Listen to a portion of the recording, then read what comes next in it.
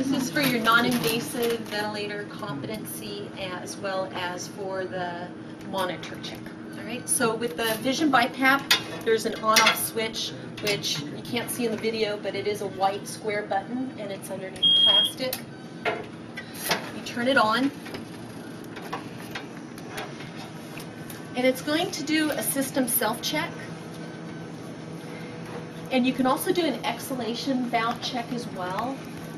On your circuit, when you take and you go to collect your circuit, you want to make sure you open up the package that it has a whisper valve. All right, this whisper valve makes it so that when the patient, if something gets occluded, air will still go through here and they can end up inhaling some air from the outside. All right. If your circuit does not have a whisper valve, then you need to make sure that the mask has a built-in exhalation valve on it. When you're putting on a mask, these are basically for adult only. There is a new one coming out for pediatric that will be pediatric capable. And what you'll want to do is the mask currently only comes small, medium, and large. So the small would technically be a full, and that would be like a nasal, would be a full face mask for a pediatric patient if you were to use it off-label. You can use a nasal mask, you can use nasal pillows, or a full face mask. The reason that you would want to use this machine is you're delivering bi-level, right? You're doing an inspiratory pressure and expiratory pressure. It's really nice. We can end up putting a rate, dialing in a rate in here, and also we can deliver up to 100%, where the rest of the CPAP and BiPAP machines do not deliver 100% except for the Vision. Now, when you're choosing what type of apparatus you want to take and make it most comfortable. If it's a patient that is laying there very lethargic, pre-respiratory failure, you're trying to prevent them from going on a ventilator, and they're breathing with their mouth open, you might want a full face mask so that their face is fully covered in their mouth. If your organization where you're working only has nasal masks, then you might have to add a chin strap to bring up their chin and close their mouth. Okay, so on the circuit, you want to have a filter there, so that way none of their inhalation or exhalation goes back into the machine. You have a pressure line, and sometimes these machines will come with one additional line.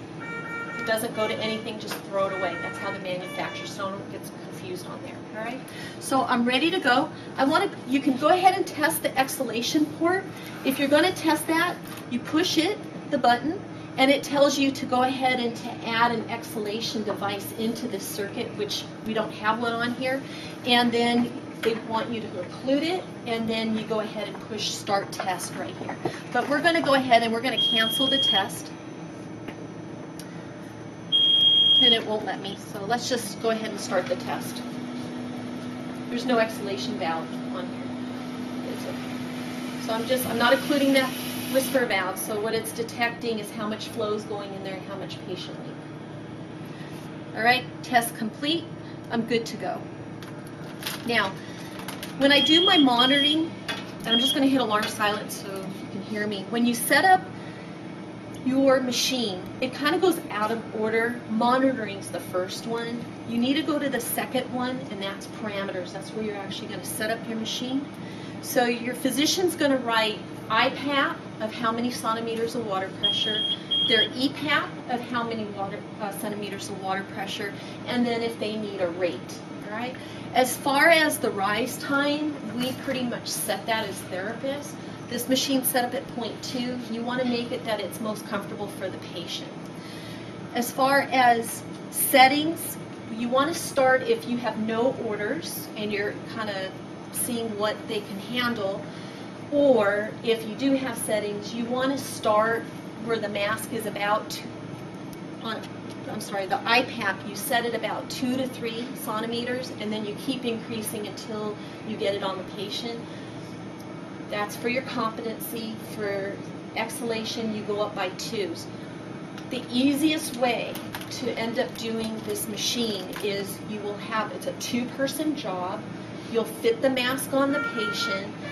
Somebody will go ahead and put the settings on here, all right? And then once we're ready to start monitoring, we'll put the mask and then put the BiPAP on, all right? right? So in other words, we don't start where there's no pressure and then going on, unless it's like a small child or that's really afraid. Okay? So if I want to make changes, so let's say my order's at 12, so I just hit the button here, it's at 12, so I'm good to go. I can hit it again, or I can just hit to the next one for the next setting. Here's my EPAP for my exhalation, my rate's at 10, my inspiratory time's 0.8. All right, so 0.8 is pretty normal for an adult. You have your oxygen. Right now, we have a valve back here that this is where your O2 line would go. Most hospitals have that hooked up already to an O2 line, and then we just hook it up to oxygen. Okay. This is your rise time. 0.2 is acceptable. This is how long it'll take the breath to go in, as well as the ramping. So 0.2 is acceptable there. Our mode. Normally you're going to use this on your IE for your bi-level, but let's say you have a patient with sleep apnea. You might just need CPAP. In that case, I hit CPAP, and it wants me to confirm the new mode. I hit that, and you notice I only have a CPAP range now. So I would set whatever the physician ordered for my CPAP. Sorry, push it and then dial. Let's say CPAP of 5. Enter, and then I go back to monitoring. Okay? With CPAP, you can go ahead and you can only set your CPAP as well as your alarms for the high and the low. However, if you notice, when I went back there to the CPAP, the only thing I can adjust is my end expiratory pressure, my CPAP, and also my room air, or my oxygen. All right. If I want to go back, it's mode, and I want to go back to the bi-level, I go ahead and hit the button there, and then accept it, and I'm good to go. All right. Let's go ahead and put this on a test lung here. When you're actually doing the monitoring, it will do tracking, so you can see where the last breath went. So when you're actually going through, you do monitoring, and then I set my alarms. So I had, if you forgot, IPAP of 12 and an EPAP of 4. So my alarms, you want to set not real high up. Usually 5's okay, but you want to do a little bit lower, because you want to keep it right in that range. So for this purpose, though, we'll just do 5 below. So it's 12, right? So 5 would be 17. If you forget, go back and look, like I did. Alarms, low pressure. My EPAP is 4, so 2 below would be fine.